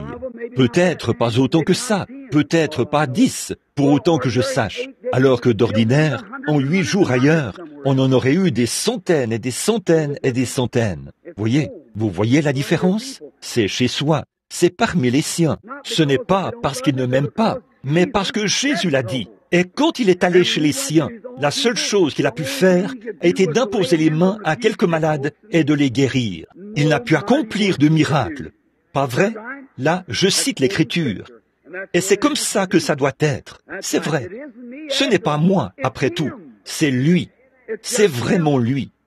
Si j'étais un guérisseur, j'ai un frère couché à l'hôpital ce soir, et Dieu me l'a montré il y a 1 an, et je suppose qu'il y a ici même 200 personnes qui sont témoins de ce que ce jeune homme se portait bien et était en bonne santé. Mais Dieu a envoyé une vision et a dit, il va partir. Et peu importe ce qui va se passer, il va partir. Le médecin a dit il n'y a pas longtemps, nous pouvons le sauver, mais ils ne l'ont pas fait. Et ils ne le feront pas. J'ai vu le Saint-Esprit venir montrer la vision, marquer sa tombe et dire, c'est lui le prochain. C'est comme ça que ça se passera. Combien m'ont entendu le dire il y a très longtemps? Levez la main. C'est vrai, quand ce jeune homme était grand, robuste et en bonne santé, il doit partir, c'est tout. Comment? Si j'étais un guérisseur, je le guérirais. C'est mon propre frère. Mais une fois que Dieu l'a dit, Dieu tiendra sa parole. Et c'est pour ça que je sais ce qu'est l'ainsi dit le Seigneur. Je mourrai par cela, car c'est la parole de Dieu, et il la tiendra. Il a pourvu d'un moyen, et je suis heureux de l'accepter ce soir. C'est le Seigneur Jésus-Christ. Pas vous, que ces bénédictions éternelles reposent sur vous. Et je le répète, le sacrifice pourvu par Dieu ce soir, le moyen d'échapper, c'est par Jésus-Christ. Alors Jésus-Christ a pourvu d'une église pour les incroyants, afin qu'ils puissent venir voir la manifestation de sa résurrection et savoir sans l'ombre d'un doute qu'il est ressuscité des morts. Jésus est ressuscité des morts. Il a pourvu d'un moyen pour que celui qui veut puisse regarder et vivre. Mais si vous refusez de regarder, qu'est-ce qui vous reste si ce n'est la mort? Jésus a dit, si vous ne croyez pas que je suis celui-là, vous mourrez dans votre péché. C'est vrai. Mes amis, j'ai toujours essayé de garder l'équilibre sur le chemin. Si vous poussez très loin dans le formalisme, et que vous êtes formaliste et ritualiste au possible, les gens s'accrochent à ça. Puis, si vous ne faites pas attention, vous passerez à l'autre extrême, et vous serez fanatique au possible. Mais il y a un milieu de la route, où le véritable évangile, l'évangile saint et équilibré est prêché. Et Dieu descend là, et confirme la vérité. Étroite est la porte, resserrez le chemin, mais il y en aura peu qui les trouveront. Très bien. Quant à vous, le petit groupe de gens ici ce soir, qui êtes assis ici, puisse l'amour de Dieu vous couvrir ce soir. Et surtout les malades, ceux qui ont des besoins. Je prie qu'il n'y en ait pas un seul d'entre vous qui reparte chez lui sans être rétabli. Si je pouvais faire quoi que ce soit à ce sujet, je le ferais volontiers, mais je ne peux pas le faire. La seule chose que je puisse faire, c'est de vous le représenter au moyen d'un don divin. Maintenant, si je dis la vérité, que Dieu a pourvu du sacrifice, et ce sacrifice, Jéhovah Jireh, était Jésus-Christ. Et tous les 7 noms composés en rapport avec la rédemption se trouvaient en Jésus-Christ. Jéhovah Jireh, le sacrifice pourvu par l'Éternel. Jéhovah Rapha, l'Éternel qui guérit tes maladies. Et Jéhovah, la bannière. Et tous les autres, ces 7 noms composés, étaient tous en Jésus-Christ. Et c'est là que tous les types et toutes les ombres de l'Ancien Testament se retrouvent en Jésus-Christ. Il a payé le prix suprême. Il est monté en haut. Et ce soir, il a renvoyé le Saint-Esprit qui est le moyen pourvu par Dieu afin que vous échappiez. Nous ayons le temps d'aborder cela. Je peux voir les mages qui chargent rapidement leurs chameaux. « Où vas-tu, chérie ?» lui demande sa femme. « Je vais voir le jeune roi qui est né, tout là-bas, en Palestine. » Eh bien, tu n'as même pas pris ta boussole. Il a dit, je n'ai pas besoin de boussole. Comment feras-tu pour traverser les déserts, les vallées et les collines sans boussole? Il lui a montré l'étoile et a dit, je vais suivre le moyen pourvu par Dieu. L'étoile l'a conduit directement à Jésus. Et écoutez, avant que nous terminions, Dieu a pourvu d'un moyen ici ce soir. Ce n'est ni par l'Église, ni par la théologie, mais c'est par le Saint-Esprit qu'il vous conduira au moyen pourvu par Dieu pour votre sanctification, pour la guérison de votre corps, pour le baptême du Saint-Esprit, pour la joie, la paix et tout ce dont vous avez besoin. Jésus-Christ est le sacrifice pourvu par Dieu. Et je dis qu'il est ressuscité des morts, est monté en haut et a renvoyé le Saint-Esprit, le moyen pourvu par Dieu pour conduire l'Église. Il a dit, il ne parlera pas de lui-même, mais il rendra témoignage de moi, a dit Jésus. Et quand il viendra, il vous rappellera ces choses, et il vous annoncera les choses à venir. Car vous ferez, vous aussi, les choses que je fais. Le monde ne le verra pas, mais vous le verrez. Je serai avec vous, et même en vous, jusqu'à la fin de l'âge. Écoute, Louisville, mon dernier message pour toi. Le sacrifice pourvu par Dieu, c'est Jésus-Christ, celui qui est ressuscité, qui est ici. Il revêt l'Église de la puissance du Saint-Esprit. Voici la lumière. Marchez-y. Trouvez le repos pour votre âme et la guérison de vos maladies. Prions. Père céleste, ô Dieu, quand le jour, tout au fond de mon âme, je me pose des questions, puisque je suis amené à me poser des questions en voyant cette grande et belle nation qu'est l'Amérique, et en voyant ces grosses bombes que l'on pose là-bas, de l'autre côté de la mer, des hommes méchants, impies, qui renient Dieu, qui renient le Seigneur Jésus-Christ, le Saint-Esprit, plein de méchanceté, de malice et de toute espèce de stratagème que Satan leur inspire pour détruire ce monde et faire exactement comme tu avais dit qu'il sera, consumé par la chaleur. Même les grands hommes de science dans le monde disent que dans 10 ans, il y aura un anéantissement total. Il ne restera plus personne, rien qui soit vivant sur la terre. Elle aura été balayée par la bombe à hydrogène. Ô Dieu, il y a ici ce soir des hommes et des femmes qui ne sont pas prêts. Cette semaine, tu as été glorieux pour nous. Nous nous sommes assis dans les lieux célestes en Jésus-Christ. Et nous te remercions pour ces bien-aimés saints de Louisville. Ô Dieu, au sortir de cette réunion, puisse-t-il aller partout porter la voix de l'avertissement. Bien-aimé Père Céleste, je te prie d'envoyer ici quelqu'un avec un réveil à l'ancienne mode qui fera tomber les murailles de Louisville. Oh, fais-le, ô Dieu. Puissent beaucoup de bien-aimés être amenés à la connaissance du salut en notre Seigneur Jésus-Christ. J'ai fait de mon mieux, Seigneur Jésus. J'ai fait tout ce que je pouvais faire. J'ai levé la voix contre le péché de toutes mes forces, et tu as été plus que glorieux pour nous. Tu as confirmé chaque parole par des signes et des prodiges. Nous te remercions. Maintenant, Père, pour ce qui est du résultat, nous remettons tout cela entre tes mains. Que ta volonté soit faite. Bénis frère Cowbell, Seigneur, notre frère. Bénis toute son équipe et tous les autres ministres. Nous pensons aux petits frères d'Urban, d'ici, et à ces autres frères de la région ici, qui sont de braves frères.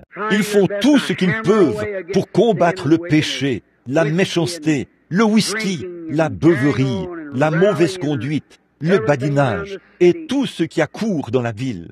Ils essayent de donner la voix de l'avertissement. Ô Dieu, bénis ces hommes et oins-les du Saint-Esprit. Accorde-le, Seigneur. Puisse-il être de bons intendants et avoir un franc succès alors qu'ils appellent les gens à passer des ténèbres à cette merveilleuse lumière. Et maintenant, Seigneur, alors que c'est notre dernière réunion ce soir, ne veux-tu pas venir? Viens encore une fois, glorieux Saint-Esprit, puissance divine, et couvre-nous de ta bénédiction. Puisse l'ange de Dieu se tenir ici sur l'estrade, comme témoin de la résurrection, du sacrifice pourvu par Dieu, le Seigneur Jésus-Christ. Puisse-t-il opérer de grands signes et des prodiges, en guise de confirmation de la parole, car c'est en son nom, celui de ton Fils bien-aimé, Jésus-Christ, que nous le demandons. Amen. Que le Seigneur vous bénisse, amis chrétiens. Maintenant, je veux prier pour les malades. Je veux vous demander maintenant, juste avant cela, y a-t-il quelqu'un qui soit présent dans ce bâtiment, qui n'est pas sauvé, qui n'a même pas encore été converti et qui voudrait demander à Christ de pardonner ses péchés? Je vous le demande ouvertement et sans façon. Je crois que vous serez assez hommes ou assez femmes, assez garçons ou assez filles pour le faire. Si vous n'avez jamais accepté Jésus comme votre sauveur personnel et que vous voulez le faire maintenant, voulez-vous vous lever en tant que croyant pour dire, à partir de cette heure, Je serai désormais un croyant en Jésus-Christ. Que Dieu vous bénisse, monsieur. Que Dieu vous bénisse, madame. Que Dieu vous bénisse, madame. Que Dieu vous bénisse, madame. En faisant cela, vous confessez votre foi en Jésus-Christ. Environ 5 âmes seraient allées dans une éternité ténébreuse si elles étaient mortes il y a 5 minutes. Si elles meurent maintenant, elles sont couvertes par le sang. Une de plus, où est-elle? Tout au fond. Que Dieu vous bénisse.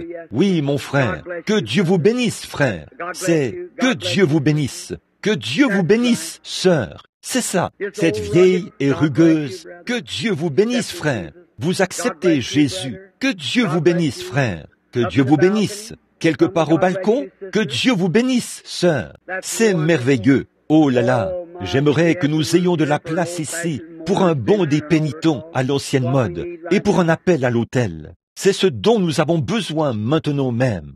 Combien ici disent, Frère Branham, j'ai été un pécheur, mais maintenant je confesse, j'accepte dans mon cœur Jésus-Christ, le sacrifice pourvu par Dieu. Environ 2 douzaines de gens se sont levés. Voulez-vous vous lever et dire, que Dieu vous bénisse, que Dieu vous bénisse, jeune homme. C'est bien, que Dieu vous bénisse. Quelqu'un d'autre veut se lever pour dire, j'accepte Jésus-Christ maintenant même comme mon sauveur. Je fais cette confession ouvertement devant les gens et devant Dieu, que j'accepte maintenant le remède de Dieu pour mon péché, Jésus-Christ. Est-ce qu'il y en aurait un autre ici, quelque part? Que Dieu vous bénisse, jeune homme. C'est courageux. Que Dieu vous bénisse.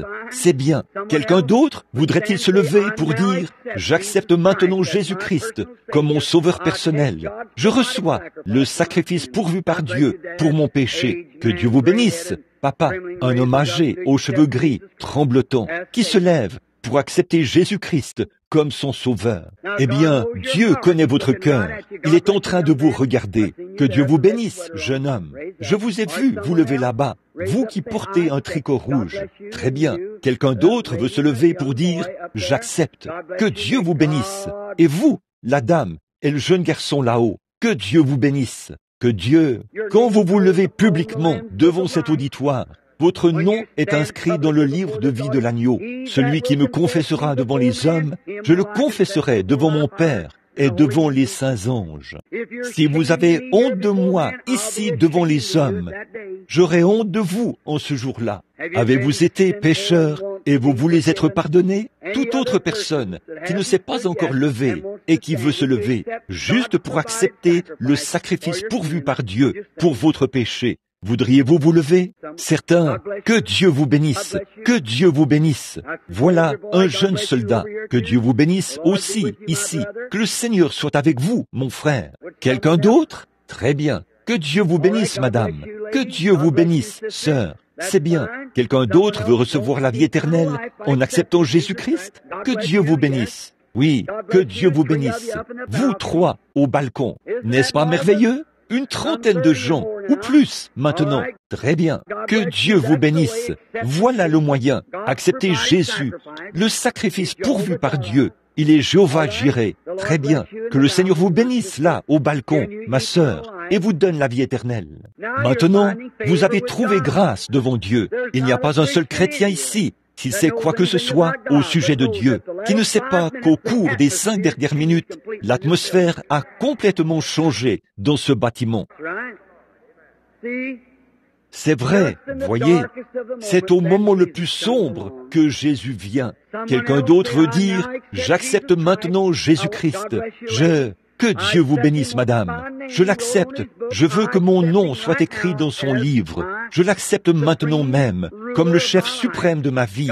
Que Dieu vous bénisse, monsieur. Que Dieu vous bénisse. Quelqu'un d'autre, un rétrograde, voudrait se lever pour dire, j'ai déjà été un chrétien, frère Branham, mais je me suis éloigné. J'ai été loin de Dieu. Ce soir, je rentre à la maison. Que Dieu vous bénisse, sœur. Que Dieu vous bénisse, frère. Oh, Dieu vous voit. Que Dieu vous bénisse, madame. Que Dieu vous bénisse, frère. Que Dieu vous bénisse, sœur. Que Dieu vous bénisse, sœur. C'est ça. Oh là là. Que Dieu vous bénisse, frère. Je vous vois au balcon. Que Dieu vous bénisse. Que Dieu vous bénisse. Vous, le frère qui a les mains levées. Quelqu'un d'autre? Que Dieu vous bénisse, madame. C'est merveilleux. Que Dieu vous bénisse, sœur. C'est merveilleux. Continuez simplement à venir. Que Dieu vous bénisse, sœur. Je vous vois debout. Que Dieu vous bénisse, monsieur, là-haut sur l'estrade. Vous qui avez la main levée. Que Dieu vous bénisse. Au fond, tout au fond, est-ce que quelqu'un voudrait dire, frère Branham, je suis en rétrograde en ce moment. Je rentre à la maison. J'accepte mon remède, Jésus-Christ, le sacrifice qui a été pourvu pour ma rétrogradation. Je rentre à la maison ce soir même. Je règle ça ici même, tout de suite et pour toujours. Et je sais que lorsque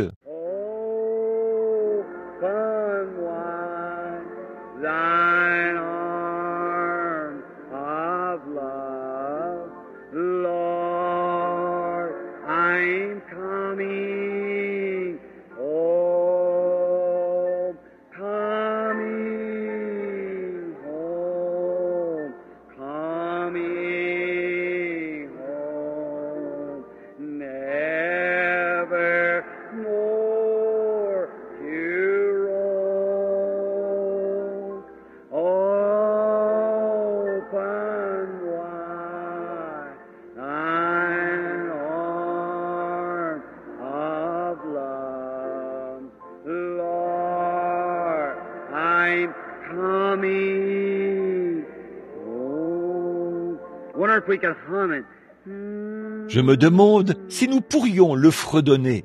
Pendant qu'on le fredonne, y en a-t-il un autre encore qui voudrait dire, Seigneur, tu me vois, je me lève, je rentre à la maison maintenant, j'en ai assez d'errer, d'avoir une paix instable. J'accepte ton moyen d'échapper, Jésus-Christ, comme mon sauveur. Je viens maintenant, Seigneur, tel que je suis. Je viens, je lève la main. Je vais me lever pour que tu vois, tout comme cet auditoire, que je crois maintenant et que je rentre à la maison. Que Dieu vous bénisse, sœur.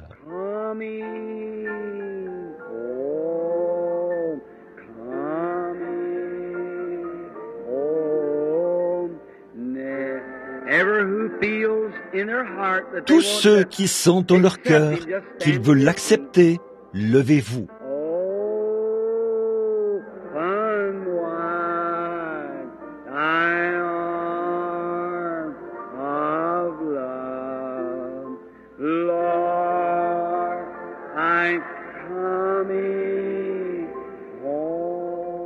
Continuez de jouer, si vous le voulez bien, ma sœur.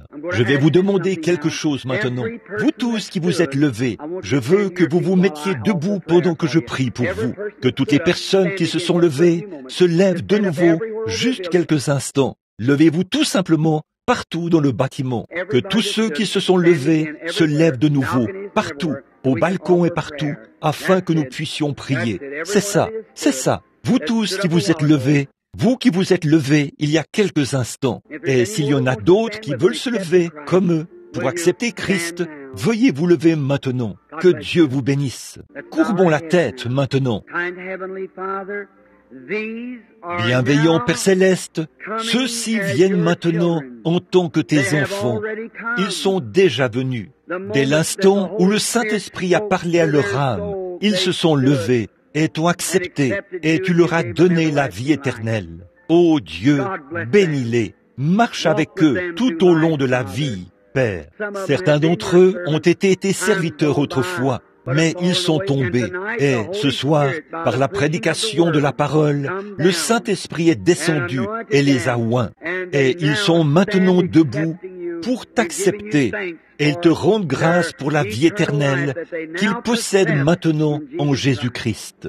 Merci, Père. Puisse leur vie être heureuse et agréable. Puisse la maladie rester loin de leurs portes. Puisse-t-il avoir une vie longue et heureuse et entrer en paix dans le royaume de Dieu à la fin du monde. C'est au nom de Jésus-Christ que nous le demandons. Amen. Que Dieu vous bénisse. Et le peuple répondit, Amen. Que Dieu bénisse chacun.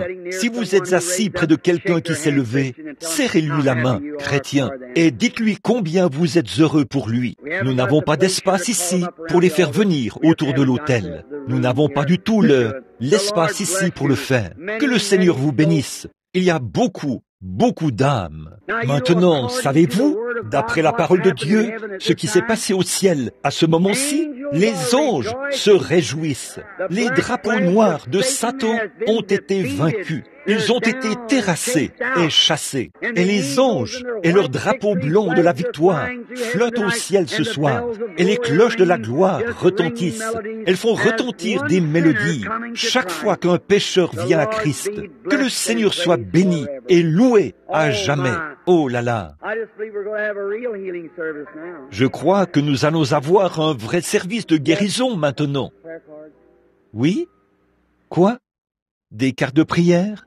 Moi, en tant que son serviteur, je prends chaque esprit qui est dans le bâtiment sous mon contrôle pour la gloire de Dieu. La raison pour laquelle je dis ça, c'est que cela amène tout l'auditoire sous la protection du nom de Jésus-Christ. Si Satan devenait turbulent, vous verriez ce qui arriverait. Probablement qu'il quitterait tout de suite ce monde et qu'on les porterait pour passer cette porte. Vous voyez? Ainsi donc, vous devez être obéissants. Ne vous levez pas pour vous promener. Restez bien tranquille. Ces maladies passent d'une personne à l'autre. Vous qui étudiez la Bible, vous savez que c'est vrai. Voyez, on ne joue pas à l'église maintenant, et je ne suis pas responsable des critiqueurs ni des incrédules. Écoutez bien, je parle en son nom. Maintenant, l'ange du Seigneur est tout près. J'ai confiance que Dieu manifestera la résurrection de son Fils. Maintenant, approchez-vous. Sœur, alors que vous et moi, nous nous tenons ici tous les deux. Je suppose que nous sommes des inconnus l'un pour l'autre. Je ne vous connais pas, je ne vous ai jamais vu, mais Dieu nous connaît tous les deux. Vous êtes simplement quelqu'un qu'on a fait venir de l'auditoire. Quelqu'un vous a donné une carte de prière sur laquelle figurait un numéro. Vous avez reçu votre numéro, il a été appelé, et vous voici. En fait, vous n'avez pas besoin de carte de prière. Vous qui êtes assis dans l'auditoire, commencez simplement à prier et voyez si le Saint-Esprit qui est dans l'Église ce soir n'est pas exactement le même que celui qui était en Jésus-Christ. Voyez s'il n'est pas le même. S'il n'est pas le même, s'il n'est pas le même, alors j'ai déformé l'Évangile devant vous, ce qui fait de moi un faux témoin de la résurrection. Si Dieu confirme que c'est la vérité, alors j'ai dit la vérité, et Dieu a attesté que c'est la vérité. Maintenant, cette dame-ci m'est inconnue. Je ne l'ai jamais vue de ma vie. Elle ne m'a jamais vu, je suppose. Nous nous sommes simplement rencontrés ici, c'est tout. Je ne la connais pas. Dieu la connaît. Bon, quand notre Seigneur Jésus était ici une fois, il a parlé à une femme qu'il n'avait jamais vue de sa vie. Elle venait chercher de l'eau au puits et il a dit « Apporte-moi à boire ». Et il lui a parlé assez longtemps pour capter son esprit. Puis il lui a dit quel était son problème. Et elle a dit « Eh bien, je vois que tu es prophète ». Or, Jésus a dit « Vous ferez, vous aussi, les choses que je fais ». Jusqu'à la fin du monde. Une fois, un homme est venu dans sa ligne de prière.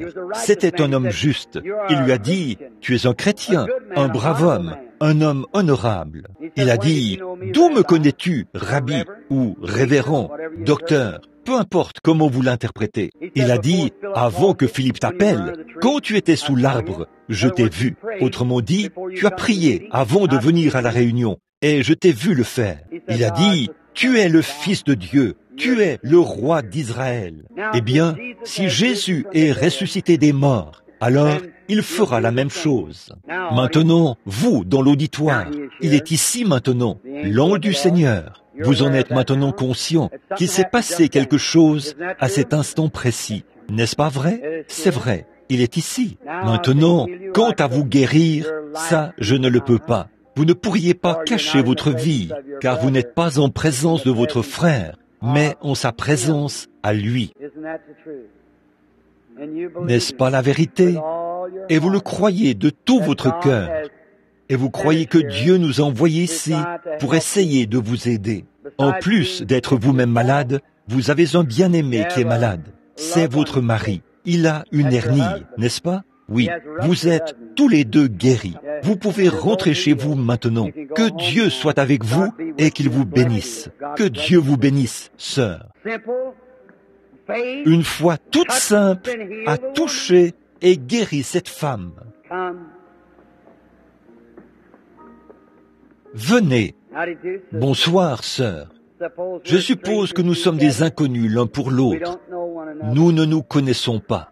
Bon, je ne suis que votre frère. C'est pour votre bébé, c'est pour ça que vous êtes ici. Une ombre noire est suspendue au-dessus de ce bébé. Sa maladie est incurable, d'après les médecins. Croyez-vous qu'il me révélera ce qui ne va pas chez le bébé? Vous croyez cela de tout votre cœur? Il y a eu une sorte d'expérience faite à l'hôpital. Le bébé a subi une opération et c'est quelque chose dans ses intestins. Et il y a une sorte d'os ou quelque chose là qui ne va pas. Et le foie du bébé est maintenant enflé. N'est-ce pas vrai? C'est la vérité, n'est-ce pas? Bon, ce n'était pas moi qui ai dit ça. C'était simplement un abandon total à Jésus-Christ. Et sa présence est ici. Maintenant, la seule chose que je puisse faire, c'est d'implorer Dieu pour votre bébé. Vous acceptez la guérison du bébé? Ô Christ, Fils de Dieu, sois miséricordieux envers cet enfant qui se meurt. Puisse-t-il être rétabli ce soir même? Accorde, Seigneur Jésus, que tes bénédictions reposent sur lui et qu'il se rétablisse, car c'est au nom de Jésus-Christ que je le demande. Amen. Que Dieu vous bénisse, maman. Tenez-moi au courant de la situation du bébé, de ce qui s'est passé. Vous constaterez qu'un changement s'est opéré en lui dans les 24 prochaines heures. Maintenant, souvenez-vous de ce que je vous ai dit. Celui qui sait ce qui a été, il sait ce qui sera. Très bien. Venez, madame. Vous croyez de tout votre cœur? Vous croyez que le Seigneur Jésus-Christ est ici pour guérir et rétablir? Vous croyez que je suis son serviteur? Vous êtes consciente que vous êtes dans la présence de quelque chose d'autre que l'homme. C'est son esprit. Il se peut que l'auditoire ne comprenne pas ceci, mais observez l'expression du visage du patient lorsqu'il s'approche d'ici. Ce n'est pas parce que c'est moi. Je n'ai rien à voir là-dedans. Je ne suis qu'une voix. Mais cette femme-ci, ou qui que ce soit d'autre, comprend et reconnaît qu'il y a quelque chose de surnaturel ici. Et vous pouvez considérer cela comme un miracle. Qu'est-ce qu'un miracle? Quelque chose d'incompris. Maintenant, cette femme m'est inconnue, et je le suis pour cette femme. Nous ne nous connaissons pas. C'est peut-être la toute première fois que nous nous rencontrons, mais Dieu nous a nourris tous les deux depuis notre naissance. Madame, vous croyez que le même Seigneur Jésus qui a parlé à la femme au puits, que j'ai représenté ici ce soir, et que 300 ou 103 âmes l'ont accepté comme sauveur. Vous croyez maintenant qu'il connaît votre cœur et qu'il sait tout ce que vous avez fait? S'il me révèle l'objet de votre requête en ce moment, l'accepterez-vous? Une névrose, pas vrai? Vous me croyez maintenant? Bon, voici autre chose. Vous êtes préoccupé par un bien-aimé. C'est un garçon. Et ce garçon souffre du cœur. Et il est membre d'une église ici, à Louisville, une église baptiste. Allez, que le Seigneur Jésus vous bénisse et vous accorde ce que votre cœur désire. Amen. Soyez respectueux, acceptez, croyez. Maintenant, je vois une dame de couleur, assise en train de prier. Elle a un problème de rein. Vous ne l'avez plus maintenant, madame. Votre foi vous a guéri. Levez-vous. Que Dieu vous bénisse. Croyez simplement de tout votre cœur et cela vous sera accordé. New Testament religion. Amen.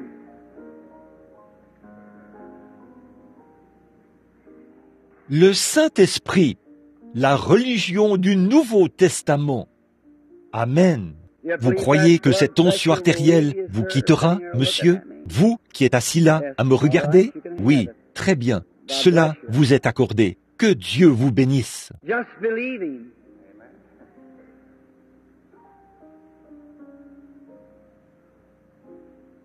Croyez simplement en lui. Ayez la foi, sœur. Vous qui êtes assise là et qui regardez par ici tout en priant, il y a quelque chose qui ne va pas avec votre gorge, n'est-ce pas? Vous qui êtes assise là, juste derrière cette petite fille, vous croyez que Dieu va vous rétablir? Vous, la petite dame qui est assise ici, vous êtes assise là et vous priez pour que je vous dise quelque chose. Je sais que c'est une affection de la gorge. Vous n'avez pas besoin de quart de prière. Vous avez simplement besoin de ce que vous avez, la foi. Acceptez-vous votre guérison maintenant? Que Dieu vous bénisse. Rentrez chez vous et soyez rétablis maintenant. Amen. Ayez la foi. Croyez de tout votre cœur. Jésus-Christ l'accomplira. Oh, je l'aime. Pas vous? Très bien. Venez, monsieur. Ayez foi en Dieu. Croyez de tout votre cœur. Dieu l'accomplira. Bonsoir, monsieur. Étiez-vous de ceux qui se sont levés il y a quelques minutes? Je vois qu'il y a encore de la lumière autour de vous. Vous avez accepté Christ comme votre sauveur personnel. Vous souffrez de nervosité. N'est-ce pas vrai? Vous aviez une mauvaise habitude. Fumer. Dieu ne veut pas que vous fassiez cela. Ça fait du mal à vos nerfs. Et c'est ce qui vous amène à le faire. C'est la vérité, n'est-ce pas? Vous voulez vaincre cela. Vous abandonnez la cigarette. Vous abandonnez tout. Jésus-Christ a déjà touché votre corps. Vous allez vous rétablir et le servir. Vous croyez maintenant? Afin que vous reconnaissiez ceci. Vous n'êtes pas de cette ville. Vous venez de l'extérieur de la ville, n'est-ce pas? Vous venez de l'Indiana. Vous avez traversé la rivière. Vous venez d'une ville qui s'appelle Greensburg, ou quelque chose comme ça, dans l'Indiana. Pas vrai? Maintenant, tout va bien pour vous. Oui. Maintenant, vous pouvez rentrer chez vous et être en bonne santé. Que Dieu vous bénisse. Que l'auditoire soit respectueux. Soyez en prière. Attendez-vous à ce que Dieu bénisse et guérisse. Amen. Ayez foi en Dieu. Vous qui êtes assise là, la dame qui a le doigt levé comme ceci, qui souffre de... Croyez-vous que Dieu va vous guérir de cette hypotension que vous avez? Le croyez-vous? Oui. Vous croyez qu'il existe? Alors, levez-vous et acceptez votre guérison. Cela va vous quitter et vous pourrez rentrer chez vous et être en bonne santé. Vous dites, qu'est-ce qui a fait cela? Le même Jésus-Christ qui s'est tourné vers la femme qui avait la perte de sang et a dit, ta foi t'a sauvé. Il a dit qu'il sait toutes choses et qu'il les révèle selon son bon vouloir. Très bien. Amenez votre passion. Ayez la foi. Bonsoir, monsieur. Croyez-vous que je suis son serviteur? Vous croyez que vous êtes dans sa présence, non pas celle de votre frère, mais vous êtes conscient qu'il se passe quelque chose? Quelqu'un a dit à l'instant que je lisais dans votre pensée. C'est faux. Jésus-Christ connaissait leurs pensées. Pas vrai? Les gens ne pensent pas à leurs péchés et aux choses qu'ils ont faites. C'est le Saint-Esprit. Très bien, monsieur. Regardez par ici et croyez. Sommes-nous des inconnus l'un pour l'autre? Nous ne nous connaissons pas. Nous ne nous sommes probablement jamais vus de toute notre vie, juste au cours de cette réunion. Alors, s'il y a quoi que ce soit à votre sujet, peu importe ce que c'est, votre maladie ou quoi que ce soit d'autre, Dieu seul le saurait. En ce qui me concerne, je ne sais pas. Mais je vois qu'on vous transporte à l'hôpital. Vous venez juste de quitter un hôpital. Il y a quelque chose qui ne va pas dans le sang. Les globules sanguins se brisent, ou quelque chose comme ça. Et vous avez je vous vois dans un lit, et quelque chose est suspendu près de vous. C'est quelque chose qui tombe goutte à... C'est du sang. Je vois 1, 2, 3, 4, 5, 6, 7 transfusions sanguines que vous venez de recevoir. Est-ce vrai? C'est la vérité. Votre femme est malade. Elle souffre d'arthrite et de problèmes de foie. Pas vrai? Et vous n'êtes pas de cette ville. Vous venez d'un endroit sur le bord de la rivière, en amont, de Cincinnati, dans l'Ohio. Vous vous appelez Berghaus. Vos initiales sont R.P. Rentrez chez vous et soyez en bonne santé. Jésus-Christ vous a guéri. Ayez foi en Dieu. Lui dire son nom. Jésus-Christ n'a-t-il pas dit à Pierre, « Tu es Pierre » Maintenant, soyez respectueux, mes amis. Les visions affaiblissent tellement. Vous avez assisté aux réunions cette semaine et vous savez de quoi je parle. Ayez simplement foi en Dieu. Croyez.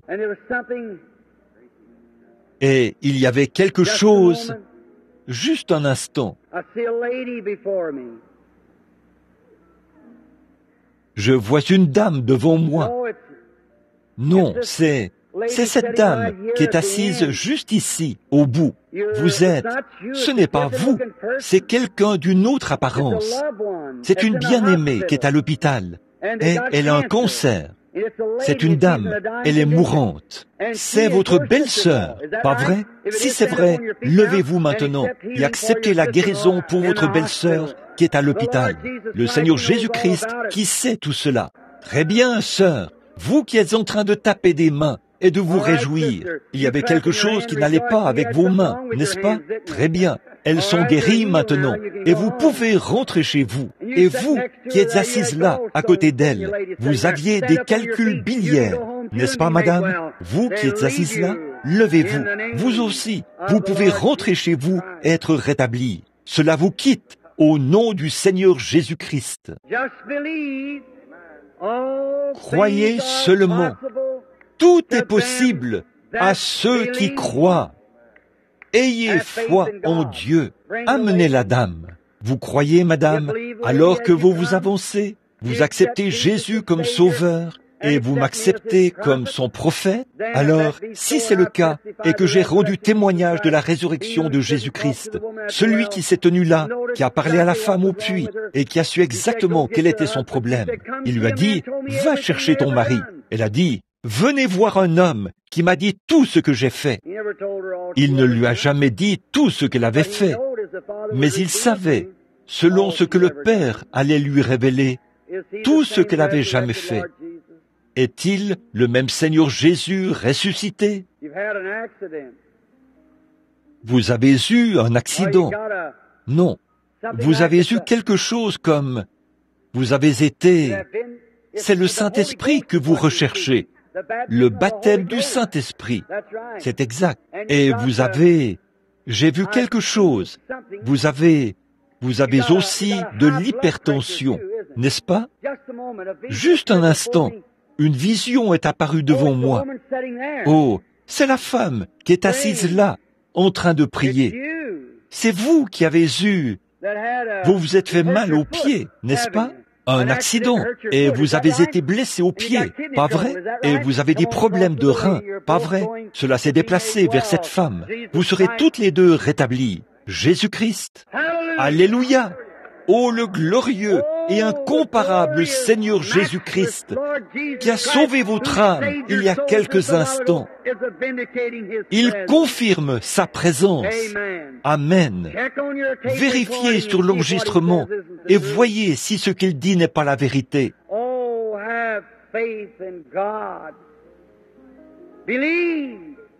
Oh, ayez foi en Dieu.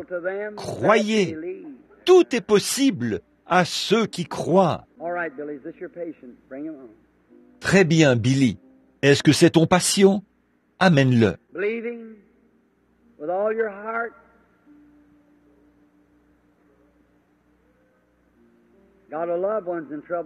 Croyez-vous de tout votre cœur? Vous avez un bien-aimé qui a aussi des ennuis, n'est-ce pas? Lui non plus, il n'est pas d'ici, de cette ville. Il a une sorte de spasme. C'est un genre de danse de Saint-Guy, pas vrai? Il habite dans une ville où coule un fleuve. C'est une grande ville bordée d'un fleuve. Et il y a beaucoup de bruit. C'est Saint-Louis, pas vrai? C'est exact. Et vous avez un autre parent. c'est une sœur ou quelque chose comme ça. Et elle vient d'une région où il y a des collines, des arbres toujours verts. C'est l'Arkansas. Elle souffre du cœur. Allez, vos désirs vous sont accordés par Jésus-Christ, le Fils de Dieu. Disons, loué soit le Seigneur Jésus-Christ, celui qui est ressuscité, celui qui vient du calvaire. Soyez respectueux, ne vous déplacez pas. Juste un instant, nous terminerons dans quelques instants. Ne vous déplacez pas comme ça, ça crée des interférences. Ici ce soir, j'observe. Soyez respectueux. Que la dame s'avance. Croyez-vous que vous pourriez vous rétablir par la foi et que cette tumeur pourrait vous quitter sans que vous soyez opéré?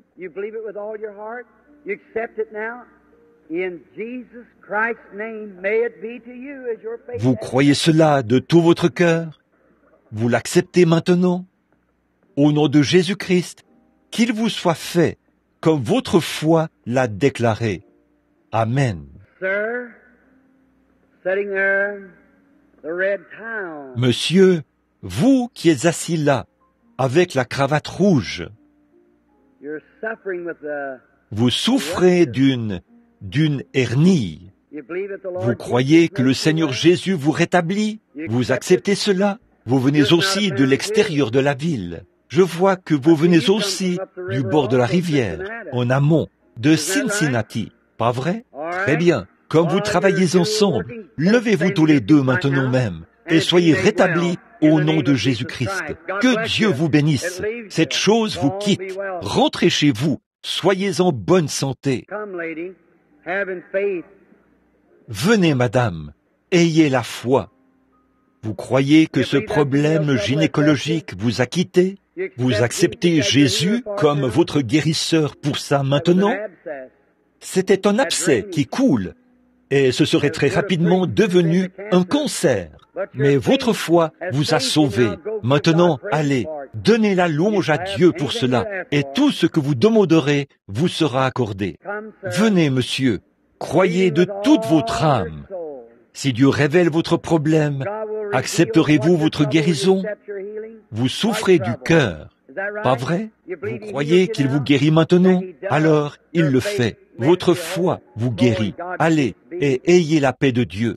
Venez, madame. Vous croyez que Dieu guérira ce bébé alors que je traverse l'estrade? Il a des problèmes de reins. Allez maintenant. Jésus-Christ guérit ce petit garçon au nom de Jésus-Christ. Amen. Vous étiez nerveuse. Cela vous a quitté, vous aussi. Que Dieu soit avec vous. Have faith in God.